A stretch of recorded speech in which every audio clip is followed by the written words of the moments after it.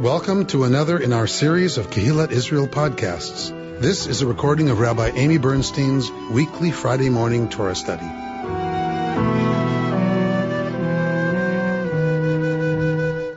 right, so we are still in Genesis. We are still with our patriarch Yaakov, Jacob. Last week's Parsha, Vayishlach, Vayetze. In one Parsha, we get 20 years of Jacob's life. So he sets out for Haran because his brother Esav is ready to kill him, right? And he runs to his mother's family in Haran, and he's supposed to find a wife there and all that stuff, and he's only supposed to stay there till his brother's rage subsides, but that's not how things go. So he falls in love with Rachel and wants to marry Rachel and works for her 7 years, but I recently read an article that said probably it's not years, it's probably 7 growing cycles, which makes way more sense. 3.5 years.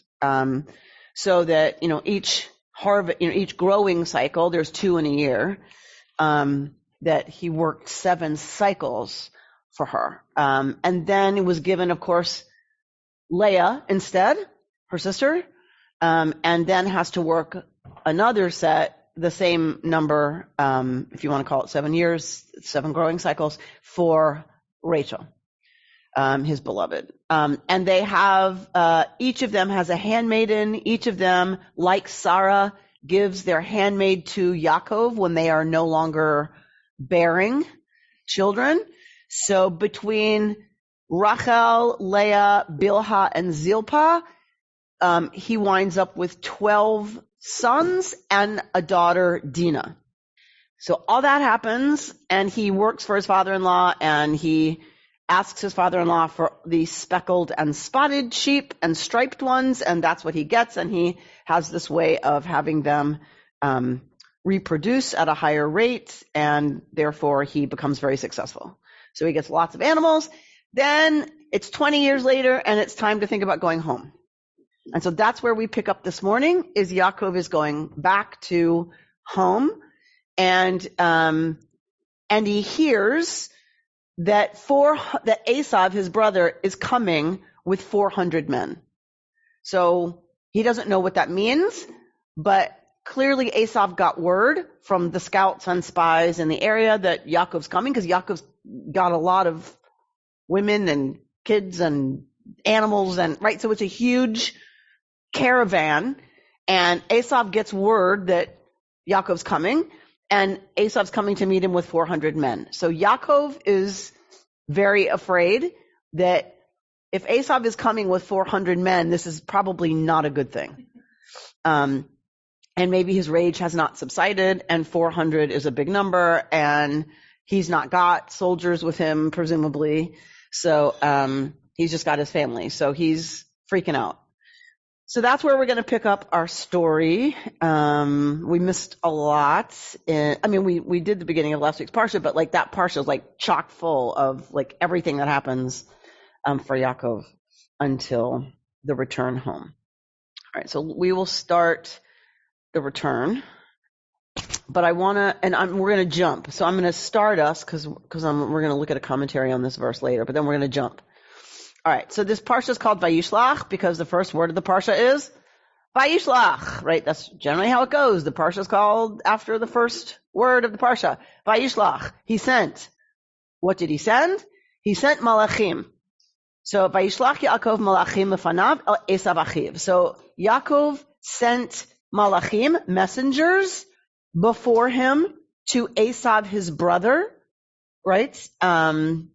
Towards the land of Seir, the country of Edom, and instructed them as follows. Thus shall you say to my lord Esav, thus says your servant Jacob. So these malachim, these messengers, when they're being sent towards Esav, when they encounter Esav, they're supposed to bow down and say to Esav, thus says our Lord Jacob. your servant. I stayed with Lavan and remained until now. I have acquired cattle, asses, sheep, and male and female slaves, and I send this message to my Lord in the hope of gaining your favor. So this is what the messengers from Yaakov were supposed to say to Esav when they meet up with him. And they come back to report that he's coming with 400 men, and Yaakov is very, very frightened. And he divides his camp into two, figuring if Esav attacks one camp, the other camp can get away. So imagine you're dividing your children and their mothers into two camps, figuring, okay, if one of them gets attacked, the other will get away. Right? So not a great situation, right, to be in, obviously. So we're going to skip ahead. And so he sets them, he's at the river Yavok. So you cannot separate Yavok from Yaakov. In Hebrew, you cannot hear Yavok and not think Yaakov. So he's at the Yavok River. He puts his family, he gets everybody settled into two camps, and then he goes back to the other side of the river, the Yavok, and he takes some time to himself. Okay, so he takes them across the stream. He sent across all his possessions. Vayivater Yaakov levado. And he was left alone. So here, where is he? Yaakov at the Yavok. And what happens when he's alone? Vayavek ish imo. In Hebrew, you cannot miss those cues. Yavok, Yaakov, Vayavek. Right? It's all alliterative. So Vayavek. What's Vayavek? So, to engage, to wrestle, to enjoin with someone. Who is doing this with him? Ish, a guy. Ad alot hashachar, until the rising of the dawn. Vayar, kilo yochol lo, and he sees, and again, we're getting this language. Remember, whenever we have these encounters that are not so clear what's happening, the language gets tangled. Right? That is a literary technique to let us know this is not a normal occurrence, what's happening right here. So we get Vayivater Yaakov levado. So the Yaakov was left alone. Vayavek ish imo, and a guy engages with him, struggles with him. Vayar, and he saw. Who? We don't know. It doesn't say who. Vayar, and he saw. Ki lo yacholo, that he wasn't able. Okay? Vayiga bechaf yerecho, and he hurt him, he injured him in his hip joint, his thigh joint. Vateka kaf yerech, and he wrenches the hip in the socket. Now we get told who's getting wrenched? Yaakov. So then you have to go back to the beginning of the sentence to see who is he. He saw that he couldn't prevail. So that must mean Jacob saw that he couldn't prevail against this Ish. And the Ish wrenches Yaakov's hip. Okay? Behe'avko imo, in his wrestling with him. Vayomer, and he said, who said? We don't know. Right? Vayomer, shalcheni, let me go, send me. Right? Vayishlach, this is our parsha, Vayishlach. He says, send me, meaning, let me go. Ki Allah hashachar, for the dawn is breaking. Vayomer, and he said, who said? We don't know. Lo eshlachacha, I'm not going to send you. Ki im berchatani, unless you bless me. Vayomer elav, and he said to him, who? We don't know. And he said to him, Mashmecha, what is your name? Vayomer, and he said, Yaakov. So once we get, he said, Yaakov, that's who's answering. That means the person asking the question was not Yaakov. It was the other guy. So with this whole exchange, you have to keep going back to the beginning once you know who's talking. So it's Yaakov that answers the question, which means it was the Ish that asked the question. What was the question again? What's your name? What was the request before that? It turns out it was Yaakov saying, bless me. Okay, so that means it was the Ish, the guy, who said, let me go, for the dawn is breaking. Okay, so now we know the Ish says, let me go, meaning they're struggling and it's a draw. The Ish says, let me go, for the dawn is breaking. We only know this from having gotten to the end of the sentence. But he says, let me go, for the dawn is breaking. What does dawn breaking have to do with let me go? Okay, we'll talk about that. And Yaakov says, no, not unless and until you bless me. Okay? And so now the guy says, well, what's your name? Why does he ask his name? Okay? And he says, Yaakov. Vayomer. And he says, Lo Yaakov ye'amer od. Your name won't be called Yaakov anymore. Ki im Yisrael. But instead, Israel.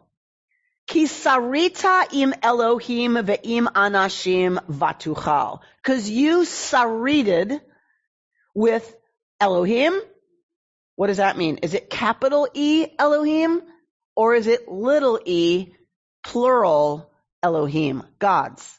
So is this you, because you sarita? What does that mean? You sarited. What is that? Okay, so some people translate it as have striven with, have wrestled with. Elohim, is this the big E, God? Or is it little e, gods? Ve'im anashim, and with people. Vatuchal, and have, usually it's translated prevailed, but it really means to be able. Remember, he sees that he's not able, meaning to prevail. And here it says, and you were able in your struggling with gods or God and people. Okay, none of this makes a whole lot of sense, right? We read it like it makes sense, but when you really stay with the Hebrew, it's like, huh? What gods? What people? What is he talking about? Vayishal Yaakov, and Yaakov asks, Vayomer, and in asking he says, Hagidana Shemecha, tell me your name. Vayomer, and he says, meaning the guy, Lama zetish'al lishmi vayevarecho tosham. Why are you asking my name? And he blesses him. A very bizarre scene. But let's finish it out because I don't like where the division is here. It's just the division of which aliyah it is. Vayikra Yaakov Shem HaMakom Peniel. And Yaakov called the name of the place Peniel. Literally, the face of El, of God. Ki ra'iti Elohim, because I saw Elohim, God, panim el panim, face to face. Vatinatzel nafshi, but my self, nefesh here in biblical Hebrew does not mean soul. That's rabbinic Hebrew. In biblical Hebrew, it means yourself, including your soul, your body, everything, but was saved. Okay. Vayizrach lo hashemesh, and the sun rose on him. This is just like the dream, whereas this happens in the middle of the night. How do we know? Because now the sun's coming up, right? I mean, so the dawn is starting to break, right, when this whole thing ends. And now we're in the full light of morning. So either he goes back to sleep or he collapses. We don't know. But now that we're in the full light of day, and he's passing through this place Penuel, v'hu tzolea al yerecho, and he is limping on his leg that he got injured at. And because of that, al kain, and so, lo yochlu v'nei Yisrael et gid hanases, and so the descendants of Yisrael, right? His name was just changed to Yisrael. So that's why the descendants of Yisrael do not eat the thigh muscle, because Jacob's hip socket was wrenched at the thigh muscle.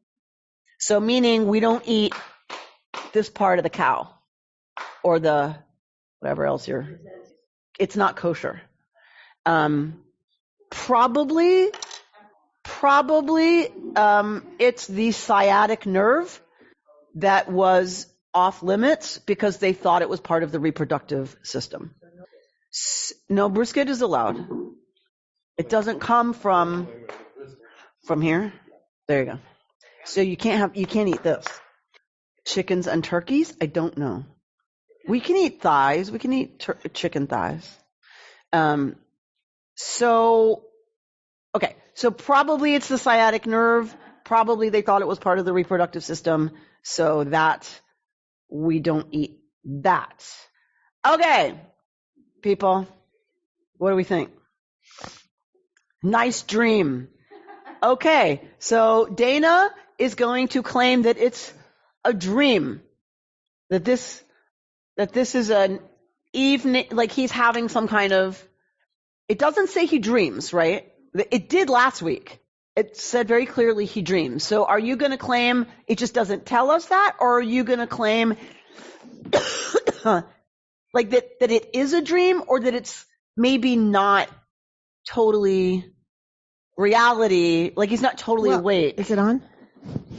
Well, I feel like he was doing a lot of thinking while he was sleeping. So, dreams are can be real. I mean, you wake up and you got good ideas. So. Okay, so you're staying with this is in his mind. This isn't really happening. This is in his mind. Why? Why did it have to end before dawn? But you don't necessarily wake up at dawn. I don't. I'll tell you that right now. I do not wake up at dawn. They did. Yeah, they did. But then why does he have to say, let me go, for the morning is coming? Like, if you're just going to wake up, why do you have to say, let me go, the morning's coming? Certainly, I think indicates that this is something out of ordinary time and ordinary thought, and this really, to me at least, seems to represent some kind of symbolic struggle. So clearly the language is such that, and the way it's written is such that, I mean, they know how to write clearly. So it's clearly on purpose, and no redactor came and changed it, right? It stays written like this. So it's clearly purposeful. So you're suggesting that the language being the way it is lets us know that this is not an ordinary struggle. Whether it's actually happening or in his mind, it's not ordinary. It's still a secondary process in a sense, but it's not fully comprehensible. Why is it by definition a secondary process? That there's a certain internal logic to it. You can follow a sequence in it.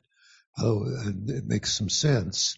It's not a series of independent symbols that are strung together, but don't have necessarily a logical sequencing. Okay. Any other suggestions? David? In the mic. It's Jacob's hip socket that's taken out. He lost, basically? Why is he making demands? It's almost like that's not that logical, is it? Especially if he limps away, and it's. But remember, the ish is saying, "Let me go," because the morning's breaking. You have to let me go, and Jacob says, "No." So it's like a vampire or something. Yeah. So this is where a lot of folks go. Do you remember 3 Billy Goats Gruff?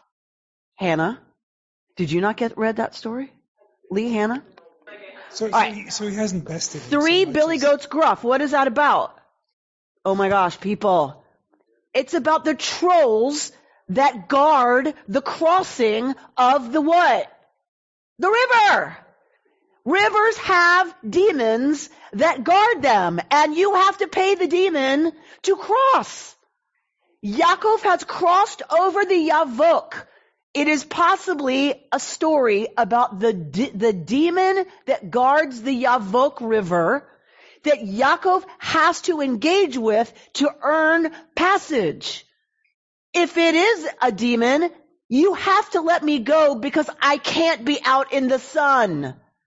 By definition, night demons cannot be in the daylight. So let me go. The dawn is fixing to come. Let me go. It's danger for me to be here when the sun comes up. And Yaakov knows he's got an advantage because the thing can't get away from him. So he says, not until you bless me. So obviously wresting a blessing from some kind of otherworldly creature like this is a good thing, right? So he wrests the blessing, or that's what he demands in order to let this thing go. And the thing says to him, what's your name? Why does this thing ask, what's your name? Because if you're going to bless somebody, you need to know their name. You have to invoke their name if you want to actually make something efficacious. You have to know the name, right? And so Yaakov says, my name's Yaakov. Here's how you spell it. And the demon says, no, not anymore. Your name will now be Yisrael because you have sard, whatever that means, wrestled, battled, struggled with gods or God and humans and have proven yourself capable. Jacob is all about the blessing game. Absolutely. Now, the Dana? Ish or the Melech, the angel is giving Jacob. Wait, say it again. The what? The Ish is giving Jacob a new name. Yes. Who gave a new name to Abraham and Sarah? Or Sarai? Who was that, God or an Yes, angel? God. That's pretty impressive that Ish is the one that named the people Israel. Well, he doesn't name the people Israel. He names Yaakov Israel. The people chose to call themselves Bnei Yisrael instead of Bnei Avraham. That's always been fascinating to me. Why aren't we calling ourselves Bnei Avraham, Bnei Yitzchak? We call ourselves Bnei this guy. Like of all the patriarchs, of the three patriarchs, we pick this guy to call ourselves after. Well, this idea of a demon and making a deal doesn't make sense to me. I think it's really more a battle between the physical world and the spiritual world, between the life that he lived, full of lies and deceit, and the kind of person we would want to be the founder of who we are. And so this battle goes on. Jacob can't beat the Ish, and the Ish can't beat Jacob. Daylight comes, and a deal has to be made. So it's an internal struggle, an internal external struggle, a struggle with God, a struggle with an angel.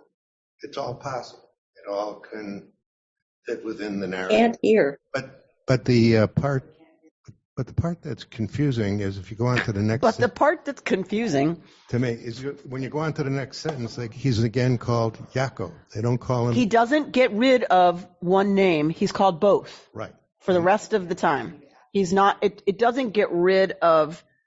He's not Yaakov anymore. He gets this name added, and he's called both. Right.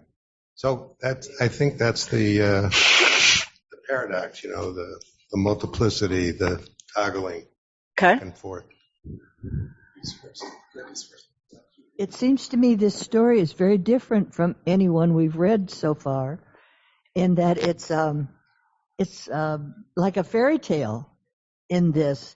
We talk about the Torah as the psychic history of our people, but this is a real fairy tale in our myths. Yeah. I definitely see remnants of Three Billy Goats Gruff. I mean, all those fairy tales that are about the spirit that lives at the river? 100%. There's no denying this is a fairy tale. This is derived from those stories. No doubt, no question. You just can't. I don't care what Mark says. There's no way. This is not that. There's no way. So the question is, given that you've got lots of different fairy tale motifs to choose from, what does this choice mean, right? That is, where you wound up, right? Is, what does it mean that our people chose this story to make it about a patriarch, and why this course of events, right? There's lots of ways you could tell the story. Why this course of events? But so I think for sure it's a motif. For sure, just like we have the hero stories and we have the betrothals at the well, these are all common motifs. You have to have a flood story. You have to, right? So this is a very common motif. I'm sure there's evidence for it all over the ancient world. Our question becomes, so what does it mean as part of the mythic history of the Jewish people? And it seems to be, and he names the place Peniel. We can't forget that.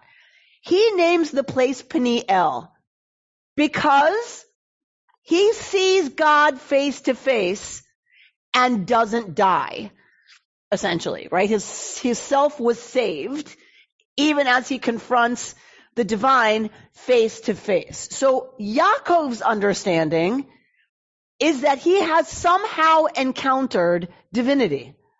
So it starts out as an Ish, a river demon, or a whatever.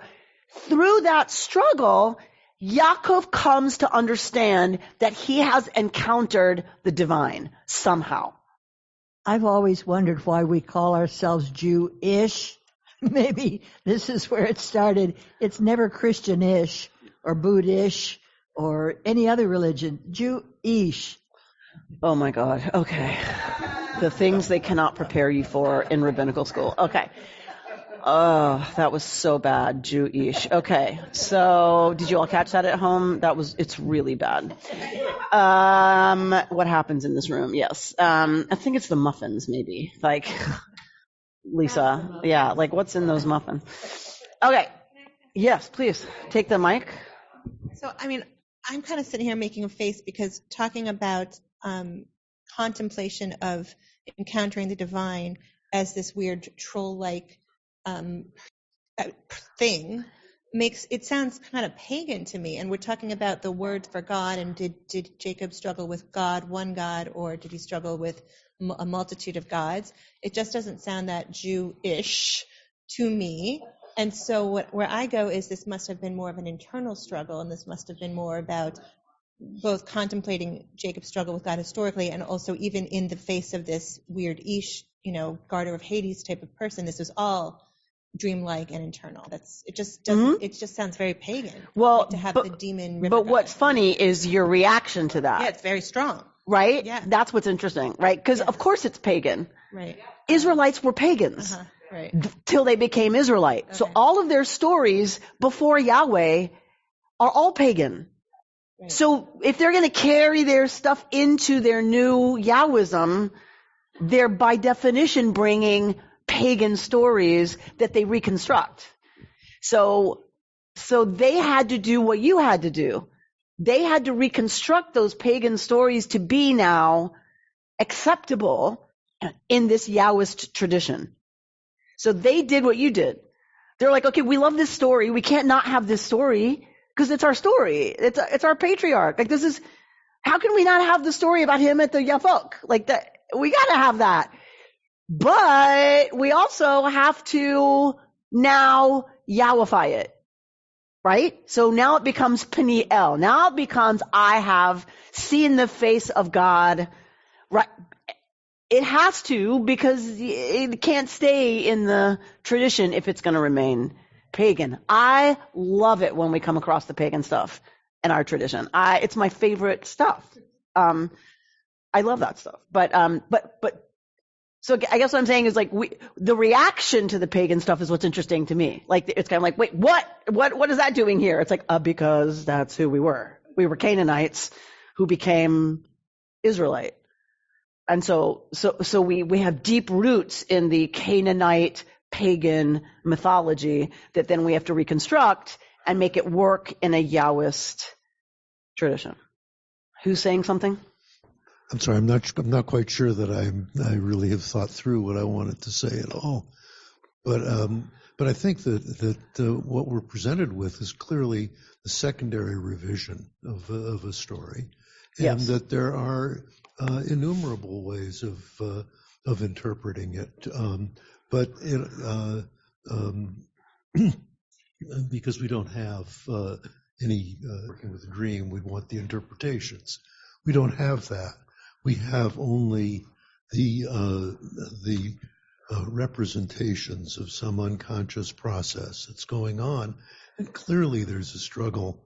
In some way, it's a representation, whether one thinks that there's some external real event that was a struggle, or some internal process, some internal struggle of Yaakov's. Clearly, it's a struggle between internal objects, and there's an outcome of this struggle of internal objects that is a kind of resolution of the conflict, and the conflict has to do with the change from a pagan way of, or it's interpreted as having to do with change from a pagan way of looking at things to something that has to do with a resolution in favor of being able to see God. Mm-hmm. For sure. For sure this has been reworked. For sure. To have that outcome, for sure. I guess I don't like the word demon in there because I don't think I want to be blessed by a demon. So I have to think that Yaakov... Why? Why are you reacting to the word demon, George? To me, it means evil. It doesn't have to mean evil. Well, I'm saying to me, it does. Okay. And okay, but what if it doesn't? What if it's a night creature whose job it is to guard the river? Let's say it's not evil. It's just this is the being's job is to guard the river. We call it daemons, but it doesn't have to mean evil. Well, okay. The word demon to me means... Okay, so some being. Yeah. But I think that Yaakov has to believe that it was some nature of God who was there, and he names it that. Mm-hmm. So it just, I guess it's really an objection to the word demon, my own definition of it. Okay, so I take it back. So a river being whose job it is to protect the river and who challenges Yaakov, who's going to try to cross. His family's over there. Who represents God in some way. Clearly, that is where the story ends up, that Yaakov understands it somehow as an encounter with divinity. Yes, that's the important thing. And so so for you, that's the important part. Yes. Okay. I just was thinking about this idea of the Canaanites being paganistic, and then Yaakov evolving from that kind of thinking. But for me, it's childlike. So the paganism is childlike. Kids, when they first learn, really like that story of the 3 billy goats. They learn from it, and then as they grow, I don't know if they reconstruct it. Don't they develop and mature and become adult? And maybe that's what is happening to Yaakov. He's developing into like all our society is developing. But okay, so where I'm going to push back is to suggest that paganism is childlike and Yahwism is adult. That's where I'm going to push back. I don't believe it's an evolution that Yahwism is better than paganism. That paganism is childlike, and then we grow up and become Yahwists because we mature. You know what I'm saying? Yeah. There are other pagan traditions that are still happening in the world. It doesn't mean they're less than patriarchal monotheism. They have their own way of interpreting, the divine in the world. So I resist classifying the pagan as childhood, and then we grow up and become good patriarchal monotheists. Yeah, I was reacting to. I don't want to throw out the stories, and I think they have a purpose, but as you get older and wiser, you see them in a different light. So I would say as Israelites evolved into Yahwists, they had to reconstruct the stories that they had when they were not Yahwists. Does that make sense? And just maybe this offers us another interpretation or a way to think about God. That it's not so much that we've evolved into this vision of God as the one true thing with no sort of no ambiguity or no multifaceted quote unquote personality. That this power can be both very positive and also awe-inducing and fear. And I think creating. That is to your point. That this devil, there is the demonic within God. The divine. That if we go with Rami Shapiro's definition of God as reality, capital R, God as the ocean, we can have a really good time in the ocean and you can drown. That if God is reality, capital R, it contains all of what we experience as good, bad, and indifferent. Which brings me to like the Buddhism and the accepting of what is of groundlessness and not that this is a father-like God. And I think that's why they took a story about a demon and make it Jacob's encounter with El.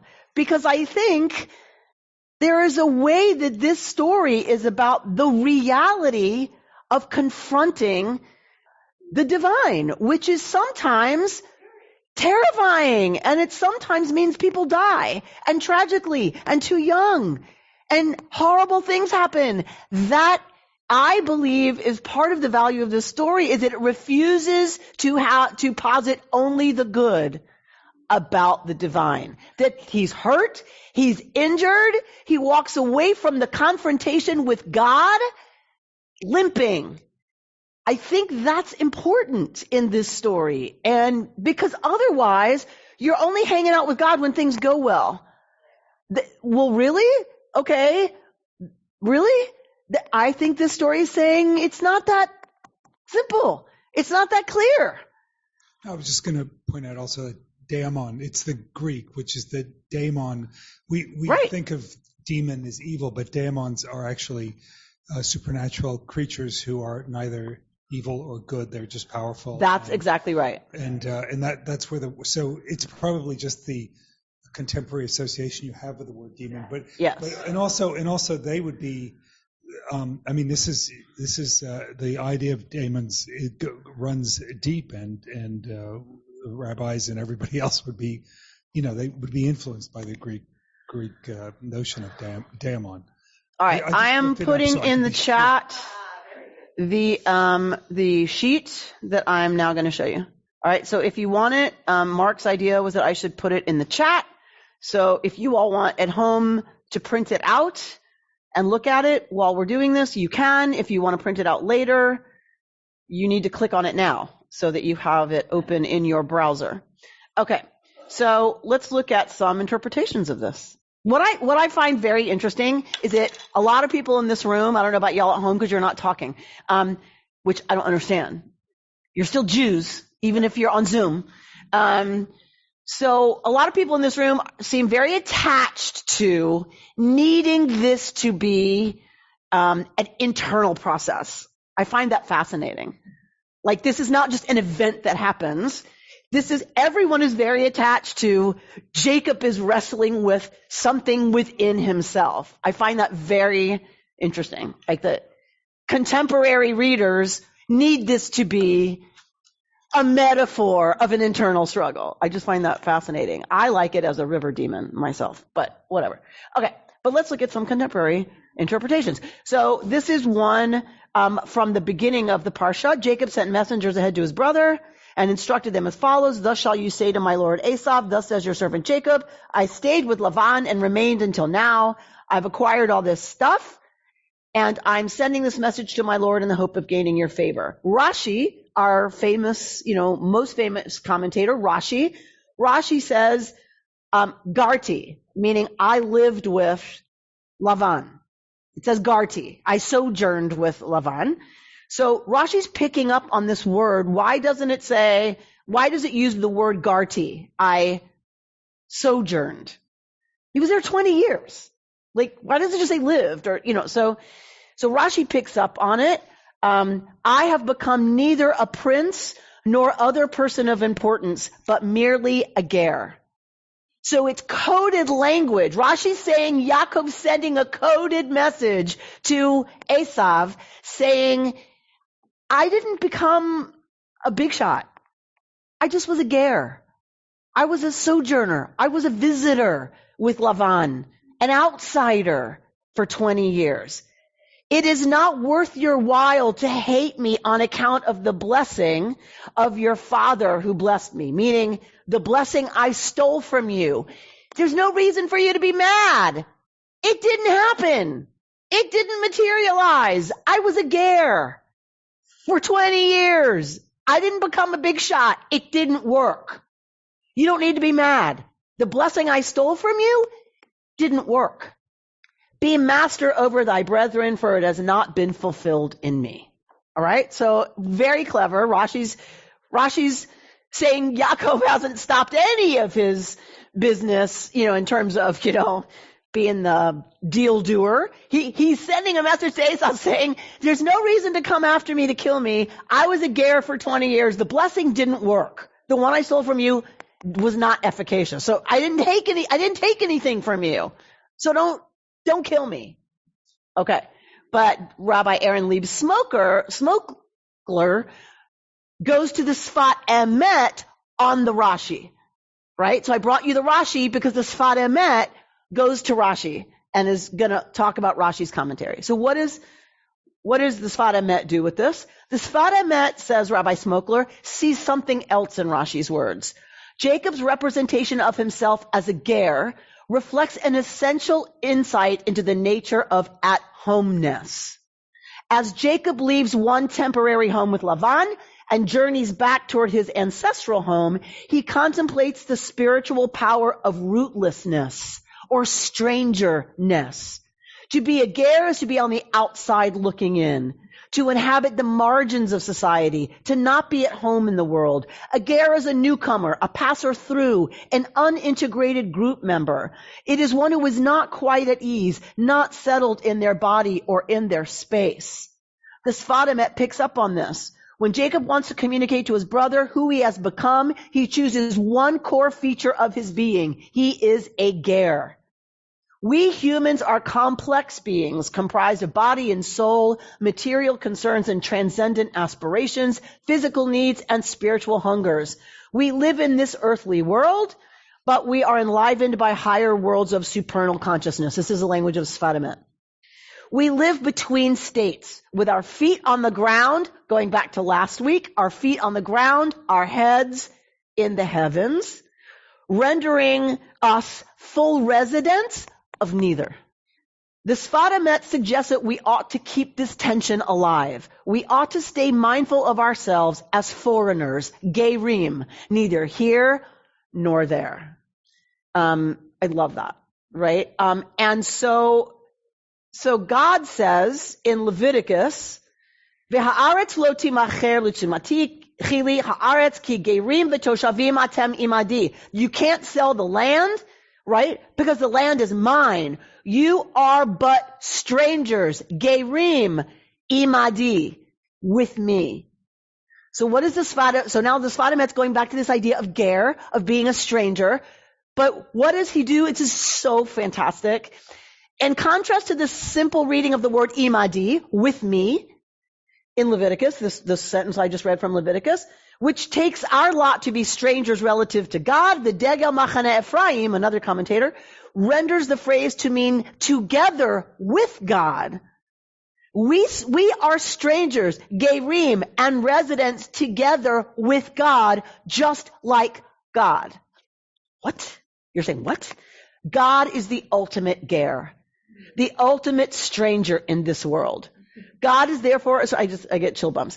God is therefore a stranger who sits on the sidelines of the world, unable to fully enter, rootless, unanchored to a place, unbound to the physical world. And so says the Degel, the divine is alienated from the very beings and things it created, alone, vulnerable, and misunderstood. In an act of subversive irony, God's infinite greatness becomes the source of God's infinite loneliness. Oh, We too are gerim just like God. And just like God, we can be profoundly lonely. I think this is one of the most beautiful commentaries I've read in a really, really long time.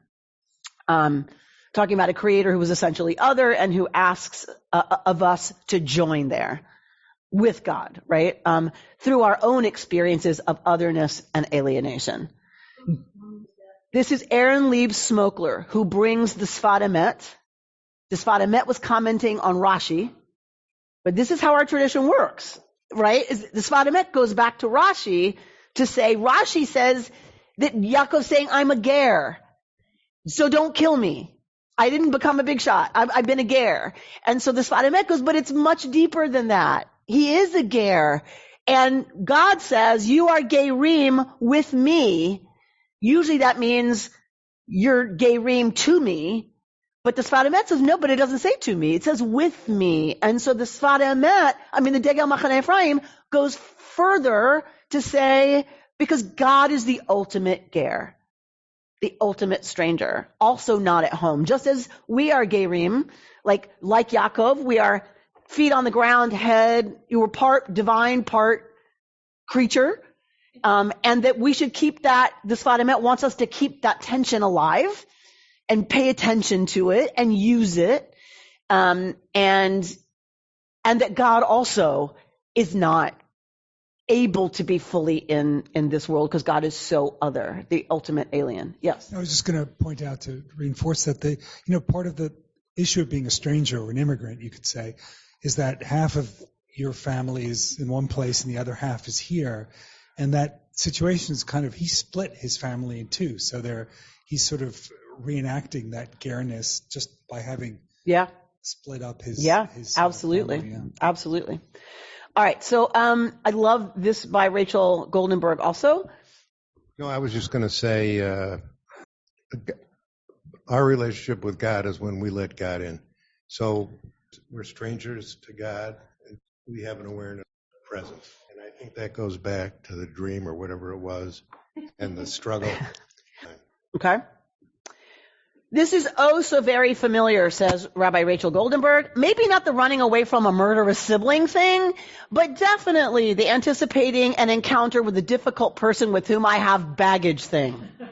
I can imagine the inner monologue taking place in Jacob's mind as he contemplates re-entering a relationship that he hasn't managed to skillfully navigate in the past. Will I be able to act differently this time? Will Esav act differently? How can I plan and script and strategize beforehand so that I'll be prepared? Maybe this time I can be in better control. I see in Jacob's behavior so many of the ways I know I try to avoid facing what is scary or unknowable. If I can run around accomplishing things, posting articles on Facebook, attending meetings, hitting the streets for just one more protest, then I won't have to feel my worry about the future. I build up defenses of busyness, so I simply won't have enough time or space to be alone with what's really happening. It's all about creating the illusion of control. If I can overcome and succeed at all of these small things, I won't have to feel the big presence of the unknown, capital P, capital U, that is truly bearing down on me that I can't overcome. At a certain point, I hit a wall. The fear or anxiety or restlessness becomes overwhelming, and there is need for prayer, for breath, for a pause. It can happen in the most mundane moments. And then she talks about feeling overwhelmed in the kitchen. And she says, thankfully, I saw what was happening, took down the cereal box, turned off the phone, and just stood there in the kitchen, closed my eyes, brought attention to my breath, to the sounds outside the window and in the house. And then I felt it. The fear, the sadness, the worry, the not knowing of this moment. A moment of acknowledgement was all I needed. She said, this is new for Jacob. This scene we just had is a stage in Yaakov's development. He's changing. He's not gonna control the situation. Up until this event, he's still family here, family there, sending messengers, sending stuff. Here's what you say to him, controlling everything, trying to control everything about this encounter he cannot control. And this scene is about he's doing something differently, right? His opponent declares vatuchal, which is usually translated as you prevailed. However, a more literal reading would render this as you were able. Jacob here is able to be present with the truth, that he is not in control, that he is vulnerable, that he can't predict how Esau will receive him. But Jacob doesn't emerge unscathed, right, from facing that truth, from that reality. This wrestling hurts, and he's left with a limp. But he does not leave the experience having opened to he does leave the experience having opened to a new way of being. He has a new name. He has received a blessing, and he has come face to face, right, with the divine. And then, of course, we know how it ends, that he runs to meet Esau. They embrace, and they come together. Seeing his brother's face, we were told in Genesis 33, to see your face is like seeing the face of God. Like that this prepares, seeing the face of God here, facing the truth, facing the fact that he has no control, facing it, doing it differently, is how he's able then to see the divine in his brother who was his enemy, and vice versa. So a very powerful interpretation. Okay, I know I have to let you go. And I love that about our tradition, and that we call ourselves after this incident. Like, I love that our name for ourselves is Bnei Yisrael. We don't even call ourselves Bnei Yaakov. We call ourselves Bnei Yisrael. We call ourselves descendants of the one who struggled. That's who we are. Like, that is how we understand ourselves. I think it's a little crazy, like that's what we name ourselves, but that's what we name ourselves. And this is the incident. This is the scene that gives him that name. And it is not an accident, right? That this is the interpretation. So which comes first, the name Yisrael or the definition, the meaning, right? How the elephant got its trunk, right? Likely the name was there first. This becomes a story about why we're called Yisrael, why he's called Yisrael. But I love it because it's like, we are the people of Israel. We are the ones who come up with this crazy story to explain why we call ourselves this. We could have come up with a very different story, couldn't we? To explain our name. There was the same, because I just finished reading a long history of the state of Israel. So they had to come up with a name for Israel too. And it wasn't foreordained that it was going to be Israel. There were a lot of other names, but they sort of... For the country. For the country, I'm sorry. So it's sort of interesting that it just, they kind of did it twice. It just, once someone suggested, I can't remember who it was, suggested the name Israel, it fit, and there was no more real, yeah. But in ancient times it was called Eretz Yisrael. Yeah, it's not like they just picked one. Like it was known as Eretz Yisrael, the land of Israel. I know, but that they would go back and do it again. It's like that we reaffirmed that this is who we are. Like when we picked the name Israel for the country in modern times, it was a reaffirmation that this whole business, that's us. That's us, yeah. Right? Like that's still how we understand ourselves, which is a little crazy. Sar can mean prince. Right? The Prince of God. Yisrael, the Prince of God, makes a lot more sense. That's not what we made up as a story of why we're called Yisrael. This is what we came up with about why we're called Yisrael, which you just have to love about a people that names itself, we who wrestle with divinity. Like, that's pretty chutzpahdik, and a little crazy. But I love that. I know. I love that. You've been listening to Rabbi Amy Bernstein's Friday morning Torah study from Kehillat Israel in Pacific Palisades, California. For more information, go to our website, www.ourki.org.